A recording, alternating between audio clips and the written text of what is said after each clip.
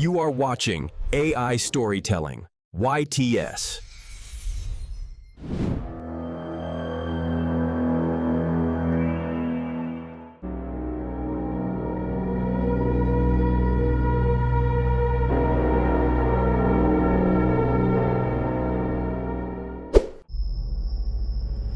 They say the dead whisper only to those who dare to listen, and the whispers are never kind. This is not a story of heroes, nor of saints, nor of redemption. This is a story buried beneath centuries of ash, preserved in fragments of manuscripts, torn from forgotten libraries, monasteries burned to the ground, and desert tombs sealed with curses. What you are about to hear has no author. No survivor ever claims the pen. This tale is gathered from the voices of the damned, monks driven mad, sailors who never returned from voyages, tribes who vanished overnight, entire villages abandoned, with only claw marks and burnt scripture left behind. The words are not meant to be spoken. They are warnings, and warnings, once heard, cannot be unheard. For possession is not an act, it is a process. And the steps are older than any religion, older than language itself. Every culture has named them differently, yet they always unfold the same way. 5 steps, 5 thresholds, and once the first step is crossed, there is no going back. Let me tell you the steps. It begins subtly, always subtly. The possessed do not recall the moment they first allowed the darkness in. But witnesses, priests, shamans, physicians, recorded a pattern across centuries. The invitation. Not because one seeks the demon, but because the demon offers and the soul accepts. Without knowing, it has said yes. Sometimes it is a whispered bargain in the ear of a starving man, promising food in the night. Sometimes it is a lullaby sung to a mother who buries her child. Her tears answered with a voice not her own. Sometimes it is nothing more than a gaze in the mirror, a reflection that smiles half a second too late. And when you blink, you swear the mouth is still moving. The ancient Codex Maleficarum describes it thus: the demon does not knock upon the door. It stands at the threshold until your grief, your anger, your hunger, or your fear leaves the door ajar. And when it enters, you will not even feel the hinge turn. Those who fall to the step often believe they are dreaming, but the dream lingers when they wake. A chill at dawn, a shadow crossing the walls, though the curtains are still. Footsteps that echo when the hall is empty. They invited it. They always do. And the invitation cannot be withdrawn. This step spreads like rot. Once inside, the demon does not leap, it seeps. It burrows through corners, clings to objects, drips through ceilings. Entire houses begin to breathe with it. Every culture describes this phase. The Egyptian scrolls speak of the house that whispers at night. The Navajo chants speak of the dark one who hides in the rafters. The monks of Carpathia wrote of mirrors that showed not reflections, but observers. The infestation is never silent. Doors open without wind. Walls bleed without wound. Familiar voices call from empty rooms. One missionary in the 1600s, before his throat was torn from him by unseen claws, scrawled in his journal, "The night no longer waits for sundown. It enters with me. It eats the hours. And when I sleep, it is not dreams I see, but corridors without end, leading only deeper into the dark. The infestation is not within the home. It is within the hour, the very second. The tick of every clock. This stage can stretch for weeks, months, sometimes years. The demon is patient, for the infestation is not meant to terrify alone. It is meant to weaken. The longer it festers, the more the soul begins to forget that there was ever a life without it. Oppression. The word does not capture the weight.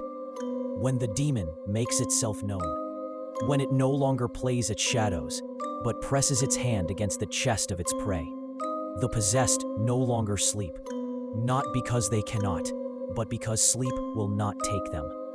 Eyelids close, yet the mind stays awake, dragged through visions of burning fields, rivers of teeth, skies turning inside out. In the Tibetan Black Scrolls, it is written, "The demon sits on your rib cage like a child on a cradle, rocking until your breath is no longer your own." Victims begin to see it, even in daylight.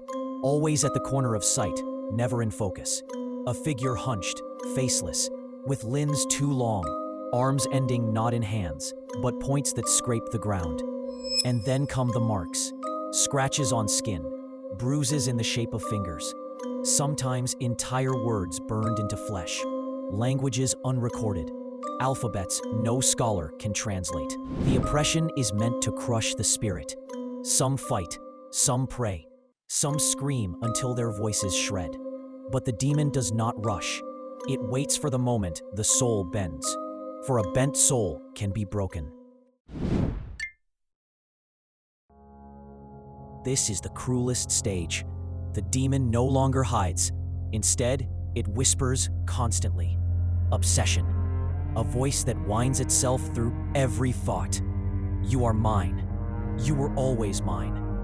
The others cannot hear me because they are not chosen. The victims grow obsessed, not with resisting, but with listening. Every sound becomes a message. Every flicker of light, a signal. Every silence, a threat. Ancient sailors spoke of this stage often. They would sail into fog, and one man would begin to hear his name called from beneath the waves.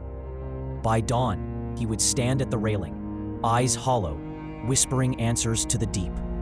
If pulled away, he would scratch and bite like a beast.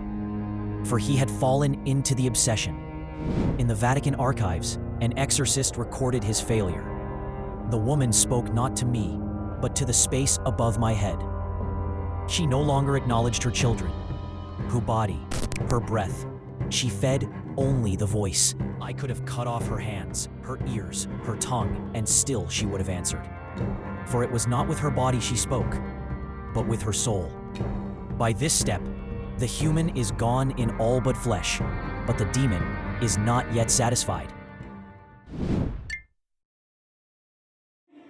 The final, most dreaded step, the one every culture agrees upon. Possession. Here, the body is no longer the host's. It bends backwards until bones snap like twigs, yet the thing inside feels no pain. It speaks in tones that do not belong in a human throat, sometimes deep as mountains, sometimes shrill as insects swarming. Eyes roll back, not white, but black. Tongues elongate, teeth fall, replaced with jagged shards.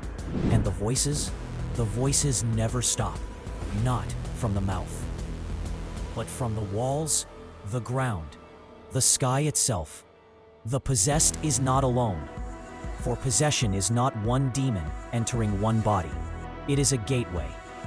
Through the broken vessel pour legions. They do not come to live, they come to feed. In the last record of the Saxon monastery of Redgrave, the monks wrote only this before the ink trailed into blood. The first step was never the last. For the moment one is taken, the many arrive. And the body becomes not a person, but a door that will never close. And the climax is always the same. The possessed ceases to scream.